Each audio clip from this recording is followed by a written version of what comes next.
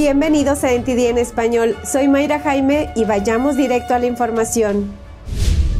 El alcalde de Nueva York declara estado de emergencia debido a la diaria afluencia de camiones con inmigrantes.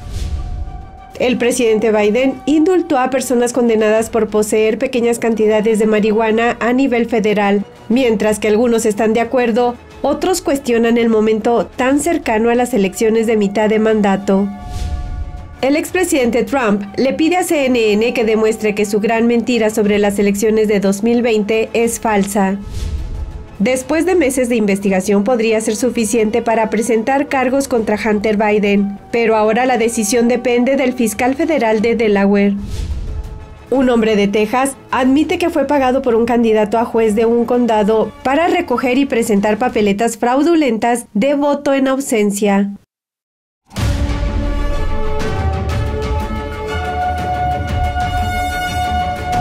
El alcalde de Nueva York, Eric Adams, declaró el estado de emergencia por los autobuses de inmigrantes. Dijo que miles de solicitantes de asilo fueron trasladados a la ciudad de Nueva York y dejados sin coordinación ni atención, y que cada día llegan más. El alcalde dijo que 1 de cada 5 personas en refugios para personas sin hogar en Nueva York es un inmigrante. El alcalde calcula que el coste de la afluencia podría alcanzar los $1,000 millones a finales de año. Desde hace varios meses, Texas y Arizona envían en autobús a inmigrantes ilegales a la ciudad de Nueva York y a Washington, D.C., para aliviar la presión de sus comunidades fronterizas. Y pasando a nuestra siguiente nota, el presidente Biden está indultando a miles de estadounidenses condenados por posesión simple de marihuana según la ley federal. Tenemos más información sobre la medida del presidente que se produce semanas antes de las elecciones legislativas. El presidente Biden anunció el jueves su perdón a nivel federal para los condenados por posesión de marihuana en el Distrito de Columbia. Hay miles de personas condenadas por posesión de marihuana a las que se les puede negar el empleo, la vivienda o las oportunidades educativas como resultado de esa condena. Mi indulto eliminará esta carga para ellos. El indulto no se aplica a los que no son ciudadanos, ni al tráfico de marihuana, ni a su distribución. La posesión simple de marihuana es un delito menor que puede suponer hasta 1 año de cárcel la primera infracción y más tiempo por infracciones posteriores. Demasiadas vidas quedaron truncadas por nuestro enfoque fallido de la marihuana.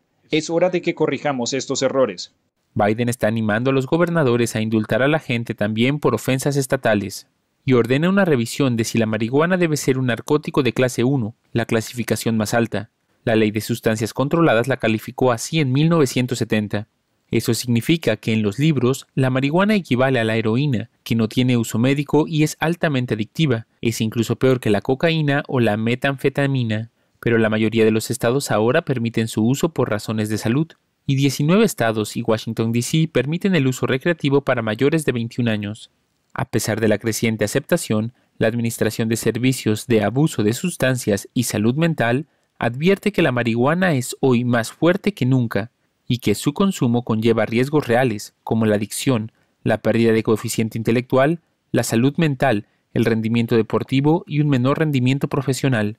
Algunos dicen que las medidas de Biden son necesarias desde hace mucho tiempo y es una manera de que el presidente cumpla una promesa de campaña, pero otros cuestionan el momento del indulto. El anuncio se produce un mes antes de las elecciones intermedias y justo después de que la OPEP anuncia recortes en la producción de petróleo a partir de noviembre. Estos recortes podrían aumentar los precios de la gasolina en Estados Unidos y afectar la economía en general, así como perjudicar a los candidatos demócratas en las elecciones de mitad de mandato. El expresidente Trump dice que los medios de comunicación deben demostrar que sus acusaciones sobre manipulación en las elecciones presidenciales del 2020 son falsas. Trump demandó a CNN por difamación a principios de esta semana. Bueno, con la CNN es simplemente increíble. Dicen cualquier cosa. Tú sabes probablemente mejor que nadie, John. Dicen cualquier cosa que se les ocurra. Hablan de la gran mentira. Y yo digo, bueno, demuestren la gran mentira. La gran mentira no es una gran mentira en absoluto. Es lo contrario. CNN calificó las acusaciones de Trump sobre el fraude electoral como una gran mentira, un término que, según Trump, fue acuñado por los presentadores para difamar su reputación. Trump habló en Real America's Voice sobre las medidas que está tomando. Dijo literalmente, todas las estadísticas, tenemos todo. Desafortunadamente, no hemos tenido jueces que quieran mirarlo, no quieren cambiar las elecciones. El expresidente presentó el lunes una demanda contra CNN alegando difamación y solicitando $475 millones en concepto de daños punitivos. La demanda acusa a CNN de tratar de usar su influencia para difamar a Trump y, cito textualmente, con el propósito de derrotarlo políticamente. Los abogados de Trump dicen que la CNN se atribuye el mérito de que Trump haya dejado el cargo en las elecciones presidenciales del 2020. También dijeron que la difamación y las calumnias contra Trump se han intensificado en los últimos meses porque la CNN teme que Trump lance su campaña presidencial para 2024. El segundo condado más grande de Texas está eligiendo a su juez del condado. Uno de los candidatos está siendo criticado por haber pagado supuestamente a alguien para manipular una elección de 2016. Le contamos lo que pasó. La votación para elegir al juez en el segundo condado más grande de Texas se vio afectada el mes pasado. Salieron a la luz acusaciones de una recogida fraudulenta de votos contra la candidata demócrata Deborah Peoples. Las imágenes de una cámara corporal de un agente de policía de Fort Worth en 2020 muestran a un hombre diciendo que Peoples supuestamente le pagó $200 por cada papeleta de voto en ausencia fraudulenta que pudo entregar en meses anteriores a las elecciones presidenciales de 2016. One day I got like $1,200 one day. $1,200? Yeah, like 4 hours. And they give you push to go ahead and, you know. En ese momento, Peoples era presidenta del Partido Demócrata del Condado de Tarrant.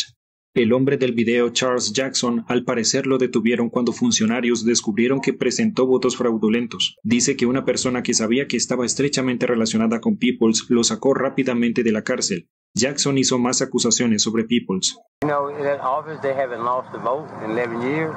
Whose office? In Deborah Peoples' office. Oh, really? Every time somebody they campaign, they win. 11 years.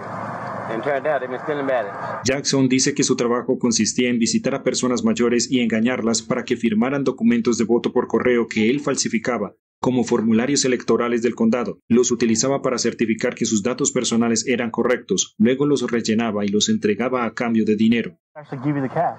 Stuart. Deborah gave me cash too. Stuart gave me cash. Ruben gave me cash. Then they gave me bonuses and they bought me a moped. Really? A moped to get around on and go do it, you know. La semana pasada, el Fort Worth Star-Telegram citó a Peoples comentando el asunto, criticando al periodista que recibió las imágenes de la cámara corporal. Dice que los republicanos estaban faltando al respeto a los votantes al apoyarse en información falsa de un medio de comunicación famoso por difundir mentiras para servir a una agenda extrema. NTD se puso en contacto con la oficina de Peoples para pedir comentarios, pero no obtuvo respuesta antes de esta emisión. Todavía no está claro si se investigarán las acusaciones contra Peoples. Ahora vamos a un breve corte y regresando le tendremos información sobre los avances de una investigación a Hunter Biden. Regresamos.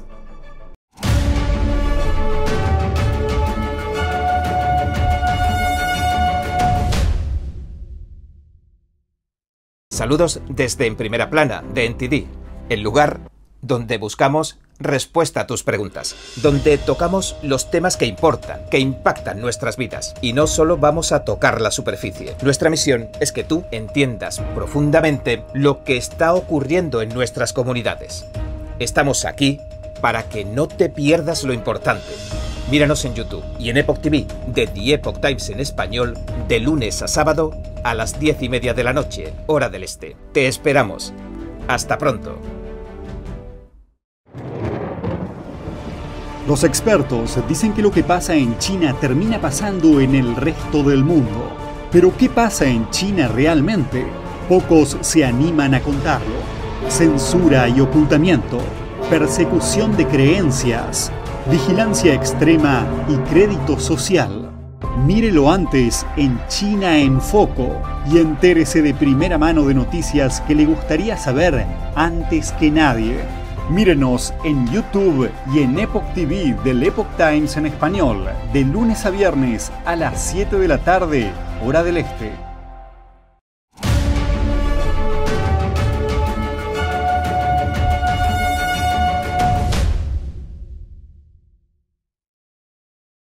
Están saliendo a la luz nuevas acusaciones sobre Hunter, el hijo del presidente Biden. Es posible que se le acuse de delitos fiscales, así como por hacer declaraciones falsas para comprar un arma de fuego. Tenemos más información sobre los cargos que se están considerando. Según el Washington Post, el FBI investiga al hijo del presidente, Hunter Biden, desde 2018. Informó que las investigaciones federales se centraron primero en su trabajo de consultoría y en sus negocios en el extranjero. Pero ahora las fuentes dicen que la investigación se centra en si declaró correctamente sus ingresos y en que presuntamente contestó no en un formulario de compra de armas a una pregunta sobre si es adicto o consume drogas ilegales. Las fuentes hablaron bajo condición de anonimato porque el caso está en curso. Dicen que después de meses de reunir pruebas es suficiente para presentar cargos. Hunter Biden dijo en 2020 que sus asuntos fiscales estaban siendo investigados, pero que los manejó legal y apropiadamente. Pagó una factura de impuestos de unos $2 millones poco después de ese anuncio. Hunter dijo en su reciente libro Beautiful Things, a Memoir, que luchó durante años contra la adicción a las drogas y al alcohol. Eso fue aproximadamente en la misma fecha en que compró el arma. Fue dado de baja de la Marina cuando dio positivo en cocaína en 2014. Hacer declaraciones falsas en un formulario de compra de armas es un delito grave. En una entrevista con Fox News, su abogado Chris Clark señaló que es un delito grave que un agente federal filtre información sobre una investigación en curso del gran jurado. Dice que esperan que el Departamento de Justicia investigue y procese a quien filtró la información, y que los fiscales no deben ser presionados, apurados o criticados por hacer su trabajo. Clark afirma que no fue contactado por ningún agente de investigación federal y que su cliente está en el punto de mira por su apellido. La decisión final de presentar o no cargos depende ahora del fiscal federal de Delaware. Un preso del corredor de la muerte de Texas, cuyo caso redefinió las funciones de los asesores espirituales en las cámaras de ejecución, fue ejecutado el miércoles por la noche y debido a un fallo de la Corte Suprema, la solicitud del recluso de recibir ayuda religiosa fue atendida mientras moría. Tenemos la historia. El preso del corredor de la muerte de Texas, John Henry Ramírez, de 38 años, fue ejecutado por una inyección letal el miércoles. Pero esta ejecución fue diferente.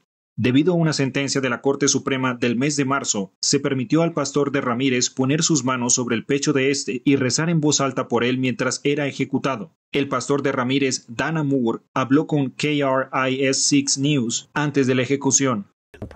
Estoy rezando por todos durante todo este proceso, para que tengan paz, por el aliento y el consuelo para lo que sea que resulte.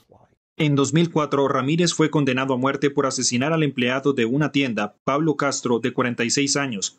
Ramírez impugnó las normas de la prisión estatal que impedían a su pastor tocarlo y rezar en voz alta durante su ejecución, alegando que se estaba violando su libertad religiosa. Y a medida que su caso legal avanzaba, la fecha de su ejecución se retrasó durante años, así como las ejecuciones de otros. El hijo de la víctima dijo esto sobre Ramírez en 2021, 17 años después del asesinato de su padre. Él tuvo poder sobre mí durante mucho tiempo, y no me gusta admitirlo, pero lo tuvo. Ramírez fue declarado muerto a las 6:41 p.m. del 5 de octubre. Dirigió algunas de sus últimas palabras a la familia de la víctima diciendo: «Me arrepiento y tengo remordimientos. Este fue un acto tan atroz. Espero que esto les sirva de consuelo. Si esto ayuda, entonces me complace. Espero que de alguna forma esto les ayude a encontrar un cierre». La familia de Pablo Castro dijo a IREM, un medio de Huntsville, que sí encontraron un cierre tras la ejecución, aunque uno de los hijos de Castro dijo que la disculpa del recluso no significó nada para él. Al final, el trabajo duro de nuestro padre no fue en vano, porque a través de todo esto que hemos pasado sin su presencia, hemos seguido siendo como él quería que fuéramos, hombres y mujeres trabajadores e íntegros. Debido a que Ramírez desafió las disposiciones religiosas del Estado, los padres pueden ahora tocar a los reclusos y rezar en voz alta en las salas de la muerte durante las ejecuciones. El abogado de Ramírez comentó la decisión de la Corte Suprema. Cada vez que uno de estos casos llega a la Corte Suprema, parece que hay una especie de efecto de avalancha a favor de la libertad religiosa. Creo que eso es algo que hay que tener en cuenta. Hay una razón por la que se obtiene ese resultado. Es lo que la sociedad eligió a través de sus instituciones democráticas. El expresidente Donald Trump fue uno de los oradores principales de la conferencia de liderazgo hispano en Miami este miércoles. Durante su discurso, Trump señaló que la Casa Blanca está relajando la presión para las dictaduras latinoamericanas. El expresidente Donald Trump habló sobre volver a una política de máxima presión sobre los regímenes totalitarios de la región, mientras señalaba que la administración Biden relajó las sanciones a Venezuela. Me comprometí a no levantar las sanciones hasta que todos los presos políticos fueran liberados, las libertades de reunión y de expresión fueran respetadas, se legalizaran todos los partidos políticos y se programaran elecciones libres. Dije que no las iba a levantar. En cuanto entraron, levantaron todo. Trump dio estas declaraciones durante la conferencia de liderazgo hispano en Miami. También criticó que la administración Biden se mantuvo en silencio frente a la represión de las protestas en Cuba y que tampoco hizo nada cuando encarcelaban a religiosos en Nicaragua.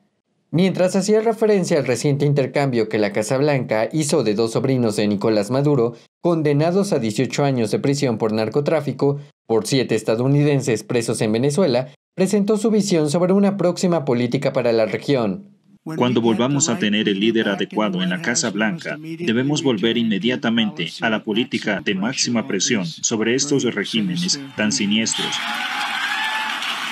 No hay otra opción. El expresidente destacó que la administración Biden abandonó a los pueblos de Cuba, Nicaragua y Venezuela y por ello las elecciones son favorables para los republicanos en Florida. Al parecer, el gobierno de Biden se está preparando para reducir las sanciones a Venezuela para que el país sudamericano pueda aumentar la producción de petróleo. Esto después de que la OPEP anunciara sus planes de reducir la producción. El Wall Street Journal informó que el gobierno de Biden está en camino a reducir las sanciones contra Venezuela para que Chevron Corporation reanude su extracción de petróleo. Al parecer, esto reabriría las puertas del mercado petrolero estadounidense y europeo para Venezuela. El Journal informó que Estados Unidos espera que el régimen de Maduro coopere con la oposición venezolana y celebre elecciones libres y justas en el 2024 a cambio de la reducción de las sanciones. Esto se produce después de que la OPEP Plus anunciara que recortará la producción de petróleo en 2 millones de barriles diarios, su mayor descenso desde 2020. A principios de este año, el presidente Biden intentó que la OPEP aumentara la producción. Rock Searman, vicepresidente de la Alianza de Productores de Energía Doméstica, dijo a NTD que recurrir a Venezuela es un error en este momento. En una época en la que tenemos una guerra en Europa del Este, en la que tenemos una temporada de huracanes en el Golfo, ahora es el momento de aprovechar nuestros propios recursos energéticos. No es el momento de ir a rogar a los dictadores, por favor, danos la energía que tenemos aquí en casa, si tan solo nos dieran el permiso para salir y aprovecharla.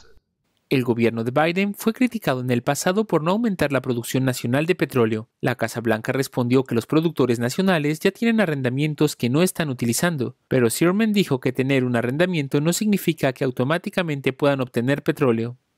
Tener un contrato de arrendamiento es solo el primer paso de un largo viaje para conseguir el permiso de perforación. Hay que hacer una revisión medioambiental y luego hay que demostrar que hay petróleo. El hecho de que alguien obtenga un contrato de arrendamiento no significa que haya petróleo, es algo prospectivo. El Consejo de Seguridad Nacional de Biden señaló que el progreso democrático en Venezuela es clave para su producción de petróleo, diciendo que no hay planes para cambiar nuestra política de sanciones sin pasos constructivos por parte del régimen de Maduro. Dicen que el acuerdo aún puede desaparecer si no se cumplen las condiciones. Estados Unidos liberó recientemente a 2 sobrinos del dictador venezolano Nicolás Maduro, mientras un informe que alertaba sobre la migración de convictos venezolanos a la frontera sur del país se hizo público. The Epoch Times en español habló con un experto sobre las distintas formas en que Venezuela se está infiltrando en Estados Unidos. El director ejecutivo del Centro para una Sociedad Libre y Segura, Joseph Umire, señaló el miércoles algunas formas en las que Venezuela se está infiltrando en Estados Unidos. Según Umire, una de estas formas es a través del narcotráfico. Sirve como un doble propósito, no solamente por lo que conocemos, que es un negocio ilícito, pero también como un servicio de inteligencia. Entonces, el cerebro de Hugo Chávez y Nicolás Maduro en Venezuela era cómo implementar el narcotráfico como un servicio de inteligencia paralela al servicio que tienen para poder penetrar sus países adversarios, Colombia, México, Estados Unidos, y después penetrar esos países por el gobierno y sociedad. El experto también señaló un informe del Departamento de Justicia en el que se alerta de un intercambio de armas por drogas entre la dictadura chavista y otros grupos terroristas de la región que podrían amenazar a Estados Unidos. Además del narcotráfico, Umire considera que la migración es otra de las herramientas que Venezuela usa como un arma contra Estados Unidos. Un reciente informe de Breitbart News señaló que Venezuela está liberando presos para enviarlos a Estados Unidos, algo que Umire llama una migración estratégica forzada. Y el propósito de ese tipo de migración es de poder debilitar fronteras para poder construir zonas grises donde el Estado pierde control de su frontera. Esto ha pasado en el Medio Oriente, esto ha pasado hace muy poco entre Polonia y Bielorrusia. Esto está pasando aquí en América. La primera vez que... El sábado pasado, Estados Unidos liberó a 2 sobrinos de Nicolás Maduro, a quienes se les condenó a 18 años de prisión por delitos de narcotráfico. A cambio, la dictadura liberó a 7 estadounidenses, entre ellos 5 exdirectivos de la petrolera Citgo. Para Umire, este intercambio sienta un precedente peligroso para Estados Unidos. Es un precedente muy peligroso porque el mensaje, el incentivo perverso que estás construyendo es para regímenes desde China, Irán, Rusia o propio Venezuela, Cuba, lo que sea, empiezan a ver esto como capital humano. Porque si yo agarro más americanos, puedo tener más concesiones de Estados Unidos. Y eso puede poner americanos en peligro. Vamos a un breve corte, pero no olvide suscribirse a nuestro canal de NTD en español y activar la campanita para recibir las notificaciones. Suscríbase a Epoch TV ingresando a es.theepochtimes.com, donde encontrará el contenido en español y sin censura. Regresamos.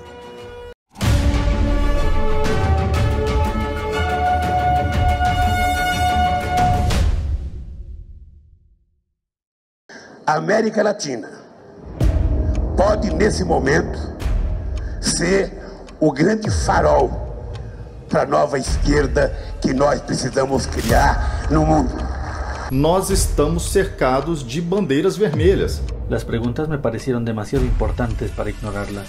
Temos outras poucas potências de olho no Brasil.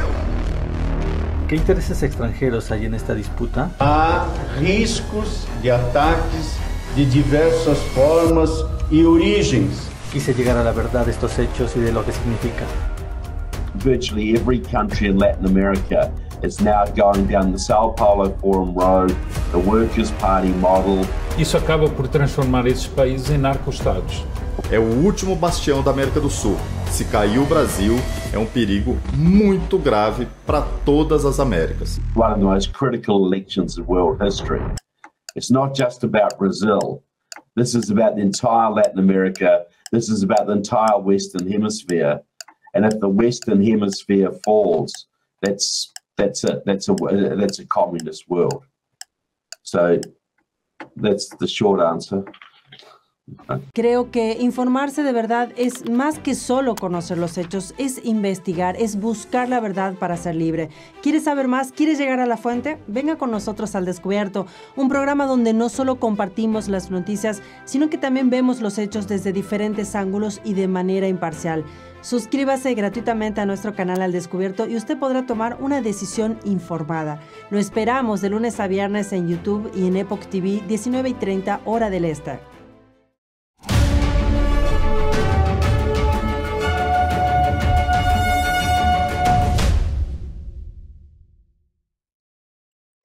Trágicas noticias de Tailandia. Un hombre mató a 37 personas, entre ellas al menos 22 niños, durante un ataque con cuchillo y pistola en una guardería.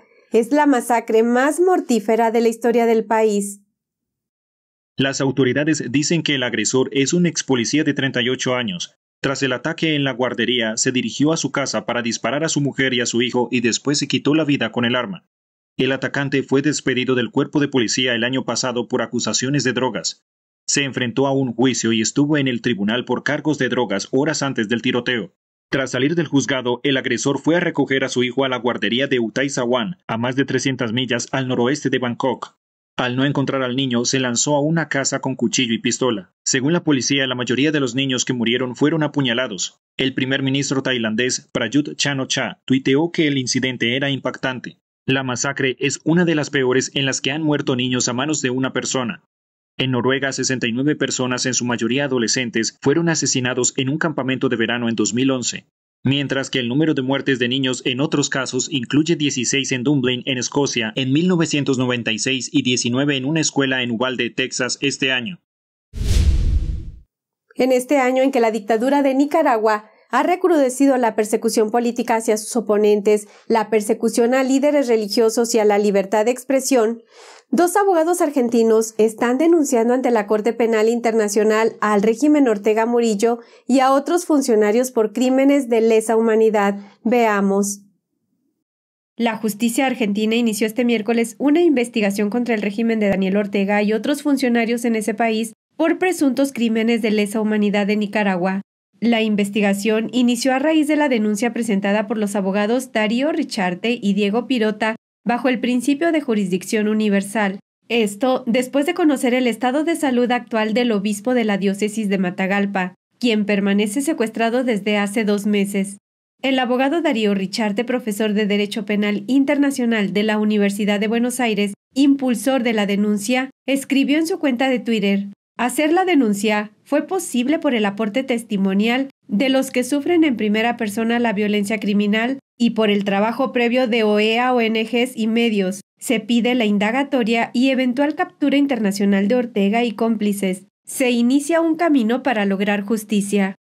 El juez federal Ariel Lijo ordenó que se enviara un exhorto a Nicaragua para conocer si hay un proceso en trámite contra el obispo y si hay causas abiertas para la investigación de crímenes de lesa humanidad tales como torturas, desapariciones forzadas, asesinatos y detenciones ilegales.